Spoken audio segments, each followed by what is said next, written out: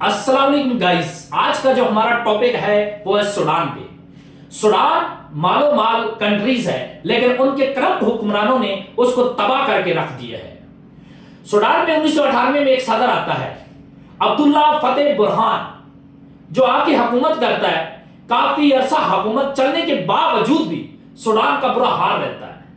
وہ 2013 میں آ کر انہوں نے ایک اپنی آرمی بنائی، اپنی فوج بنائی۔ ان کو پتا چلا کہ جو ہماری گورنمنٹ کی فوج ہے کہیں میرا تختہ الٹ کر دے گی تو میں ہمیشہ کے لیے اس ملک سے تو کیا کبھی حکومت بھی نہیں کر پاؤں گا۔ یہ ایسا ایسا اس نے دونوں فوجوں کو چلایا۔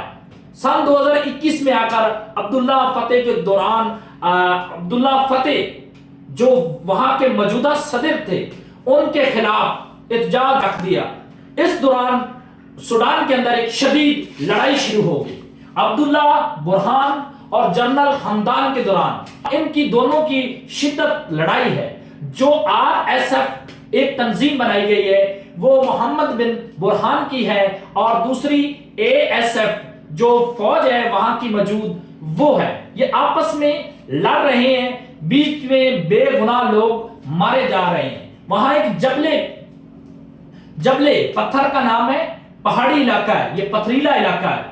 وہاں پر کافی مقدار میں سونا پایا جاتا ہے۔ تقریباً پچھلے سال میں یہ سونا 50 ٹن تک وہاں نکالا گیا تھا۔ ابھی تک وہاں سونا کافی مقدار میں موجود ہے، اور RSF کو موجودہ جو حکومت دبئی کی ہے وہ فنڈنگ کرتی ہے، ان سے سونا بے کرتا ہے۔ اور UAE کو کون اس میں مداخلت کرنے کی اجازت دیتا ہے؟ وہ امریکہ دیتا ہے، کیونکہ امریکہ ڈائریکٹ سوڈان میں نہیں آنا چاہتا۔ وہ دبئی کو استعمال کر کے وہاں سے سونا بائے کرتا ہے، اور دبئی کے ذریعے امریکہ سونا چلا جاتا ہے۔ RSF جو ہے اس وقت دبئی کے انٹر میں کام کر رہی ہے اور لاکھوں لوگوں کی جانیں بھی لے رہی ہے۔ RSF وہاں کی فوج کے ساتھ لڑ رہی ہے جو وہاں کا مغربی علاقہ ہے، اور مشرقی علاقہ وہاں کا جو ہے وہ محمد بن برہان کے قبضے میں ہے، جس کو RSF کہتے ہیں۔ یہ جو غزہ کے بعد دنیا کا سب سے بڑا قتل عام ہوا وہ سوڈان میں ہوا۔ اس میں تقریباً پچھلے 10 سالوں میں 1.5 لاکھ لوگ مارے جا چکے ہیں۔